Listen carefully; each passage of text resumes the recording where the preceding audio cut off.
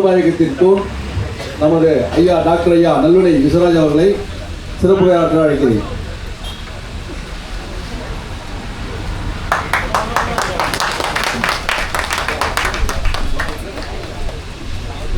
கோவிலம்பாக்கம் ஊராட்சியை நடுத்தெருவிலே கொண்டு வந்து நிறுத்திய இந்த ஊராட்சி மன்ற தலைவருக்கும் அவருடைய கணவர் என்னுடைய அருமை நண்பர் மணிமாறனுக்கும் நன்றி நன்றி நன்றி கோடானு கோடி நன்றி ஏசப்பா. சட்டப்பயிற்சி வகுப்பில் பங்கேற்கக்கூடிய சட்டமன்ற உறுப்பினர்களே, நாடாளுமன்ற உறுப்பினர்களே, அமைச்சர் பெருமக்களே, ஆளுமை மிக்க எம்எல்ஏக்களே, அதிகாரமிக்க எம்பிகளே, நிரந்தர அமைச்சர் பெருமக்களே, உங்கள் அனைவரையும் நானும் ஒருமுறை இந்த மாலை நேரத்திலே வரவேற்கின்றேன். அருமை நண்பர்களே, இந்தியாவிலே, தமிழகத்திலே, உலகத்திலே எத்தகைய போராட்டத்தை நடத்தினாலும் ஆட்சியாளர்கள் அனுமதிப்பார்கள். விடுதலை போராட்டத்தை அனுமதிப்பார்கள், மொழி போராட்டத்தை அனுமதிப்பார்கள், சமூக நீதி போராட்டத்தை அனுமதிப்பார்கள், சாராயம் குடிக்கும் போராட்டத்தை அனுமதிப்பார்கள், மதுவெடிப்பு போராட்டத்தை அனுமதிப்பார்கள். ஆனால் தமிழகத்தில் மட்டுமல்ல, இந்தியாவில் மட்டுமல்ல, உலகத்தின் எந்த மூலையிலுமே எந்த அரசியல்வாதிக்கும் பிடிக்காத போராட்டம், எந்த ஆட்சியாளருக்கும் பிடிக்காத போராட்டம் ஊழல் ஒழிப்பு போராட்டம். ஊழல் ஒழிப்பு போராட்டத்தை மட்டும்தான் அரசியல்வாதிகளுக்கு பிடிக்காது, அதிகாரிகளுக்கு பிடிக்காது, காவல்துறைக்கு பிடிக்காது. அதனால நம்முடைய தம்பி சரவணன், தம்பி கவியரசு, 10 ரூபாய் இயக்கம், நம்முடைய குழந்தைகள் ஊழல் ஒழிப்பு என்கிற போராட்டத்தை கையில் எடுத்த பொழுது இங்க இருக்கிற ஊராட்சி மன்ற தலைவருக்கு பிச்சுக்குதா? ஓட்டுக்கு 2000 ரூபாய் காசு கொடுத்து ஜெயித்தவர் அவரு, 8 கோடி ரூபாய் செலவு பண்ணி ஜெயித்தவரை எடுக்க ஆசைப்படுகின்றார். பிச்சுக்குதான் செய்யும். இந்த பொதுக்கூட்டத்தின் வாயிலாக, தெருமனை சட்ட விழிப்புணர்வு கூட்டத்தின் வாயிலாக கோவிலம்பாக்கம் ஊராட்சி மன்ற தலைவருக்கும் தமிழகத்திலே இருக்கக்கூடிய 12,225 ஊராட்சி மன்ற தலைவர்களுக்கும் எச்சரிக்கை விடுக்கின்றோம். தெருமுனையில இருந்து, குளக்கரையில இருந்து அன்பான எச்சரிக்கை விடுக்கின்றோம். அடுத்த உள்ளாட்சி மன்ற தேர்தலில், எதிர்வரக்கூடிய உள்ளாட்சி மன்ற தேர்தலில், உள்ளாட்சி மன்ற தலைவர் தேர்தலில், உள்ளாட்சி மன்ற உறுப்பினர் தேர்தலில், கவுன்சிலர் தேர்தலில் நிற்பவர்கள் இனிமேல் எவ்வளவு செலவு செய்தாலும் சரி அந்த பணத்தை எடுக்க விட மாட்டோம். ஒரு பைசாவும் கூட பஞ்சாயத்து பணத்தை பஞ்சாயத்து தலைவர், உள்ளாட்சி பிரதிநிதி திருடுவதற்கு சமூக ஆர்வலர்கள், தகவல் ஆர்வலர்கள், 10 ரூபாய்க்கு தலைவர்கள் அனுமதிக்கவே மாட்டோம், விடவே மாட்டோம். ஒன்னால முடிஞ்சா இந்த ஊராட்சியில் கோடியினால் கொள்ளையடிச்சு போ, மன்னிச்சிருவோம். ஆனால் தண்ணி பைப்பு போறதுல 1000 ரூபாய் கொள்ளையடிச்சுனா கேள்வி கேட்போம். தெருவிளக்கு போடுறதுல 50 ரூபாய் தெருவிளக்க நல்ல தெருவிளக்கா போடணும். தெருவிளக்குல மோசடி செஞ்சினா, தெருவிளக்குல ஊழல் செஞ்சா கவியரசு கேள்வி கேட்பான். சரவணன் கேள்வி கேட்பான். ஆட்சியை போடுவான். ஆட்டோக்காரன் நாய். யாரை பார்த்து சொல்றேன்? என் தம்பியை பார்த்து ஆட்டோக்காரன் நாய் நான் சொல்றேன். அது ஆட்டோக்காரன் நாய் தான்பா. இந்த தேசத்தை காவல் காக்கும் நாய், இந்த மண்ணை காவல் காக்கும் நாய் என்னுடைய ஆட்டோக்கார நாய். அதனால்தான் என்னுடைய ஓட்டுநர் சகோதரர்களுக்கு, என்னுடைய ஓட்டுநர் தம்பிகளுக்கு, என்னுடைய ஓட்டுநர் சொந்தங்களுக்கு காவல்துறைக்கு கொடுக்கும் காக்கி சட்டையை, ராணுவத்திற்கு கொடுக்கும் காக்கி சட்டையை இந்த சட்டம் ஆட்டோ டிரைவருக்கு காக்கி சட்டை கொடுத்திருப்பது காவல் நாய் வேலை செய்வதற்கு. நள்ளிரவு நேரத்தில் சகோதரிகளை, எங்கள் வீட்டு பெண்களை, உங்கள் வீட்டு பெண்களை பாதுகாப்பாக பேருந்து நிலையத்திலிருந்து, ரயில் நிலையத்திலிருந்து வீட்டிலே கொண்டு இறக்கிவிடக்கூடிய மிகப்பெரிய காவல் பணியை செய்யக்கூடிய ஆட்டோ ஓட்டுநர்களை பார்த்து நாயின்னு சொன்னா சொல்ல வேண்டிய வார்த்தை தான். இவர்கள் உழைத்து வாழக்கூடிய இனம்.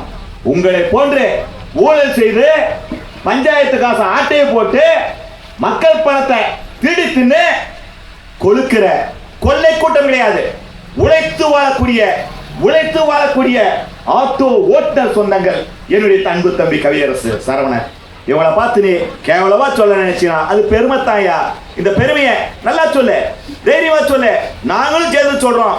பலத்த கைத்தலோடு சொல்றோம். இவர்கள் இந்த தேசத்துடைய கோவிலம்பாக்கத்துடைய காவல் நாய்கள்.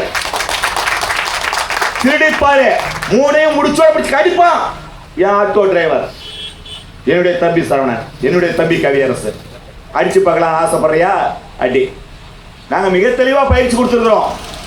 10 ரூபாய்க்குரிய ஒவ்வொரு தலைவர்களுக்கும், 10 ரூபாய்க்குரிய ஒவ்வொரு தன்னார்வலர்களுக்கும் 10 ரூபாய்க்கு மிக தெளிவான பயிற்சி கொடுத்திருக்கின்றது. ஒரு கிணத்துல அரைஞ்சா மறு கிணத்தை காட்டு, இன்னொரு கிணத்துல அரைஞ்சா இன்னொரு கிணத்தை காட்டு. வலிக்குது கூட சொல்லாத, வலிக்குது கூட சொல்லாத. எங்களுக்கு இந்த காவல்துறையின் மீது, சட்டத்தின் மீது, நீதிமன்றத்தின் மீது, நீதியின் மீது நம்பிக்கை இருக்கின்றது. சட்ட ஆயுதத்தை கையில் எடுப்போம். இந்த போலீஸ் எஃப்ஐஆர் போடாது, அதுதானே பிரச்சனை. அது ஒரு பெரிய பிரச்சனையே கிடையாது. ஒரு 200 ரூபா செலவு, ஒரு 200 ரூபா செலவு போட்டுருவோம் எஃப்ஐஆரை. வெறும் 200 ரூபா செலவு. பஞ்சாயத்து தலைவர் மேல இல்ல, எம்பி மேல இல்ல, எம்எல்ஏ மேல இல்ல, முதல்வர் மேல, கவர்னர் மேல, ஜனாதிபதி மேலேயே 200 ரூபா செலவுல எஃப்ஐஆர் போட முடியும். சட்டம் ரொம்ப அருமையா சொல்லி இருக்கு. இந்த பஞ்சாயத்து பண்ணி திட்டிடுச்சா ஒன்றும் பிரச்சனை. நம்ம காவல்துறையில் புகார் மனு கொடுங்க. நம்ம ஏட் ஐயா, நம்ம எஸ்ஐ சார், இன்ஸ்பெக்டர் ஐயா, உங்கள் புகார் மனுவை வாங்க மாட்டாரு. நீங்கள் போய் அவர்கிட்ட சிஎஸ்ஆர் கேட்காதீங்க, ரசீது கேட்காதீங்க, எஃப்ஐஆர் கேட்காதீங்க. சிரிச்சிங்கன்னே வாங்க, நேராக போஸ்ட் ஆஃபீஸுக்கு போங்க. நம்ம அண்ணன் மோடி போஸ்ட் ஆஃபீஸ் வச்சுக்கிற சவுப்பு கலரில் நான் கொடுத்தா வாங்கிக்க மாட்டாங்களா? சமூக அளவில் பாதிக்கப்பட்டு கொடுத்தா வாங்கிக்க மாட்டாங்களா? ரசீது கொடுத்துட போகிறாங்க. அந்த ரசீது போதும். ஒரு 7 நாள் நம்ம போலீஸோடத, நம்ம காவல்துறை நண்பர்களோடத கேட்டுக்கிட்டே இருங்க. நம்மளால கதையெல்லாம் சொல்லுவாங்க, கம்பி கட்டுற கதையெல்லாம் சொல்லுவாங்க. ஏட்டையாவை பார்த்தீங்கன்னா எஸ்ஐயை பார்க்க சொல்லுவார், எஸ்ஐயை பார்க்க சொன்னால் இன்ஸ்பெக்டரை பார்க்க சொல்லுவார், இன்ஸ்பெக்டரை பார்க்க சொன்னால் ரைட்டரை பார்க்க சொல்லுவார், ரைட்டரை பார்த்தீங்கன்னா அவர் சென்ட்ரியை பார்க்க சொல்லுவார், சென்ட்ரியை பார்த்தீங்கன்னா அவர் துப்பாக்கியை பார்க்க சொல்லுவார். அவர் சொல்கிற கதையெல்லாம் கேட்டுகிட்டே அந்த 7 நாளைக்கு 7 நாள் கழிச்சு அழகா மறுபடியும் அவங்க அப்பா எஸ்பி இருக்காங்கல்ல, யாரு? ஆமாம், அவருக்கு சூப்பண்டா போஸ்டா. ஓ, எனக்கு மறந்து போச்சு தபால் சொன்னோடனே. அவருக்கு பதிவஞ்சலில் ஒரு கடுதாசி, போலீஸ் ஒரு கம்ப்ளைண்ட் கொடுத்தேன், எங்கள் ஆளுங்க வாங்கலை, உங்கள் ஆளுங்க வாங்கலை, பதிவஞ்சலில் ஒன்று அனுப்பி வச்சுருக்கிறேன், வாங்கிக்கிட்டாங்க. வாங்கிக்கிட்டு அதை வடை சாப்பிட்றதுக்கு போட்டாங்க, சமோசா சாப்பிட பயன்படுத்திட்டாங்க.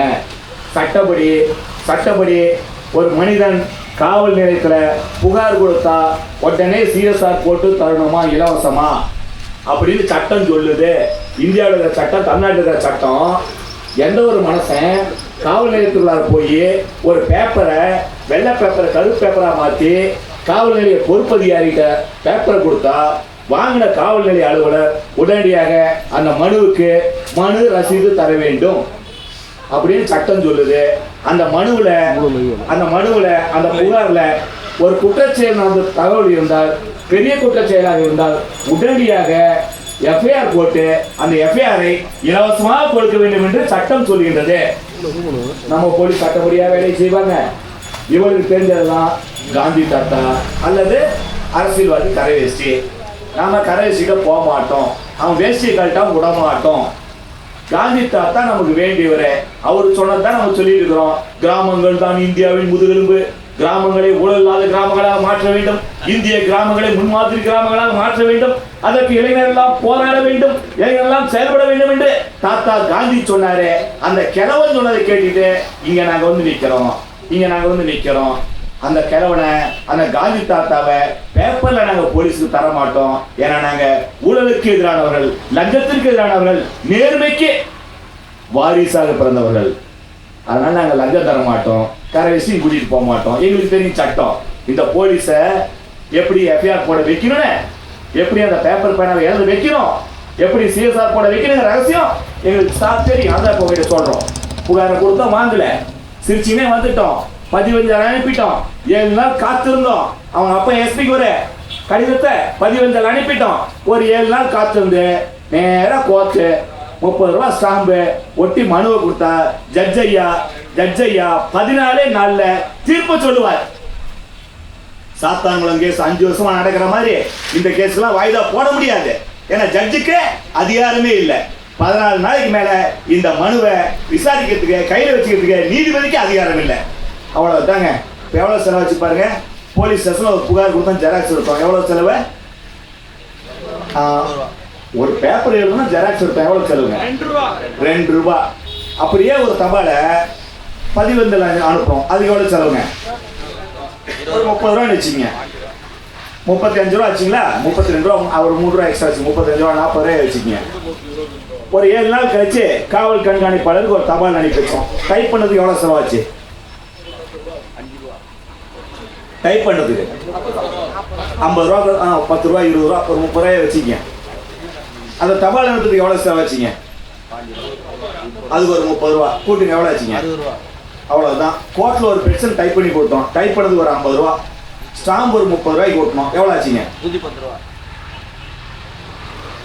அவ்வளோதான். அவ்வளோதான். ஜட்ஜ் ஐயா எஃப்ஐஆர் போட்டு உத்தரவு போட்டார். அதற்கு பின்னாடி நம்ம காவல்துறை நண்பர்கள் நீதிமன்றம் உத்தரவு போட்ட பிறகு, நீதிபதி உத்தரவு போட்ட பிறகு எஃப்ஐஆர் போடாமல் இருக்க முடியுமா? போட்டான்ல, போடுனா டங்குவார் அந்து போயிடும்ல. இதுக்கு போய் நம்ம நண்பங்கிட்ட, நம்ம காவல்துறை நண்பங்கிட்ட நீ ஏன் போய் சட்டம் பேசுற, சண்டைக்கு போற? நம்ம நண்பன் கேட்கல, அப்படியே லைட்டா ஒரு தட்டு தட்டி வேலையை வாங்கிட்டு போயிடலாம். அவ்வளவுதாங்க சட்டம், அவ்வளவுதாங்க சட்டம். அப்படிதாங்க பயிற்சி முடிச்சிடலாங்க. இவ்வளவு எளிமையான விஷயம். இந்த பஞ்சாயத்து துணைத் தலைவர் மேல, பஞ்சாயத்து தலைவர் மேல, பஞ்சாயத்து பண்ணி மேல எத்தனை பேர் போட முடியும் நம்மளால தினமும்? இனிமேல் பேசி பாரு. என் தம்பி கவியரச, என் தம்பி சரவண, என் தம்பி தண்டபாணிய, என் தம்பி தட்சிணாமூர்த்திய, என் தம்பி விஜய, என் தம்பி பசுபதிய இனிமேல் மிரட்டிப்பாரு. தினமும் என் பேர் போடுவாங்க. நம்ம பசுபதி கதையை சொல்லியே ஆகணும். தம்பி கொஞ்சம் மாடு வளர்த்துறாரு, தட்சிணாமூர்த்தி மாடு வளர்த்துறாரு. இது ஒரு பெரிய தேச விரோத குற்றம். ரோட்ல வளர்த்துனா தப்பு. அவரு மந்தையில வளர்த்துறாரு, புறம்போக்கு நேரத்தில் மாடு மேய்ச்சிட்டு இருக்காரு. நம்மளும் சொல்றாங்க, மாட்டை பிடிச்சிட்டு போய் சிங்கம் பெருமாள் கோவில் அடைச்சி வச்சிரும் தெரியுமா? பட்டியில பவுண்டுல